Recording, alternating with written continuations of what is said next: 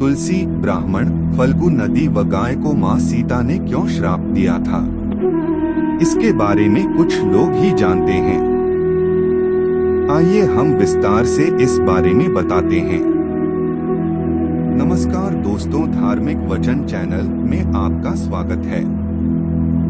अगर आप भी भगवान श्री राम के भक्त हैं तो कमेंट में जय श्री राम जरूर लिखें। वाल्मीकि रामायण के मुताबिक वनवास के दौरान भगवान राम, लक्ष्मण और माता सीता पितृपक्ष में श्राद्ध करने के लिए बिहार के गया धाम पहुँचे। वहां ब्राह्मण ने भगवान श्री राम और लक्ष्मण को श्राद्ध कर्म के लिए आवश्यक सामग्री जुटाने के लिए कहा। इस पर भगवान राम व लक्ष्मण नगर की ओर सामान लाने के लिए निकल पड़े। ब्राह्मण देव ने माता सीता से आग्रह किया कि पिंडदान का समय निकलता जा रहा है। यह सुनकर माता सीता की चिंता बढ़ती जा रही थी, क्योंकि श्री राम और लक्ष्मण अभी नहीं लौटे थे। इसी दौरान दशरथ जी की आत्मा ने उन्हें आभास कराया कि पिंडदान का वक्त बीता जा रहा है। यह जानकर माता सीता असमंजस में पड़ गईं। तब माता सीता ने समय के महत्व को समझते हुए यह निर्णय लिया कि वह स्वयं अपने ससुर राजा दशरथ का पिंडदान करेंगी। उन्होंने फल्गु नदी के साथ साथ वटवृक्ष, कौआ, तुलसी, ब्राह्मण व गाय को साक्षी मानकर स्वर्गीय राजा दशरथ का पिंडदान विधि विधान के साथ किया। इस क्रिया के उपरांत जैसे ही उन्होंने हाथ जोड़कर प्रार्थना की तो राजा दशरथ ने माता सीता का पिंडदान स्वीकार कर लिया। माता सीता इस बात से प्रफुल्लित हुई कि उनकी पूजा दशरथ जी ने स्वीकार कर ली है। इसके बाद उनके मन में संशय भी हुआ कि प्रभु राम इस बात को नहीं मानेंगे, क्योंकि पिंडदान पुत्र के बिना नहीं हो सकता है। थोड़ी देर बाद भगवान राम और लक्ष्मण सामग्री लेकर आए और पिंडदान के विषय में पूछा। तब माता सीता ने कहा कि समय निकल जाने के कारण उन्होंने स्वयं पिंडदान कर दिया। प्रभु राम को इस बात का विश्वास नहीं हो रहा था कि बिना पुत्र और बिना सामग्री के पिंडदान कैसे संपन्न और स्वीकार हो सकता है।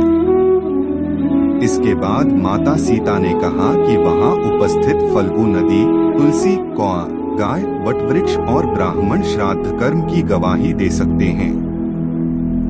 भगवान राम ने जब इन सब से पिंडदान किए जाने की बात सच है या नहीं पूछा, तब फल्गु नदी, गाय, कौआ, तुलसी और ब्राह्मण पांचों ने प्रभु राम का क्रोध देखकर झूठ बोल दिया कि माता सीता ने कोई पिंडदान नहीं किया है। वटवृक्ष ने सत्य कहा कि माता सीता ने सबको साक्षी मानकर विधि पूर्वक राजा दशरथ का पिंडदान किया है। भगवान श्री राम को विश्वास न होने पर स्वयं राजा दशरथ प्रकट हुए और श्री राम को बताया कि सीता ने विधि विधान पूर्वक मेरा पिंडदान किया है। इतना सब सुनने के बाद श्री राम का मन शांत हुआ। पांचों साक्षी के झूठ बोलने पर माता सीता ने क्रोधित होकर उन्हें आजीवन श्राप दे दिया।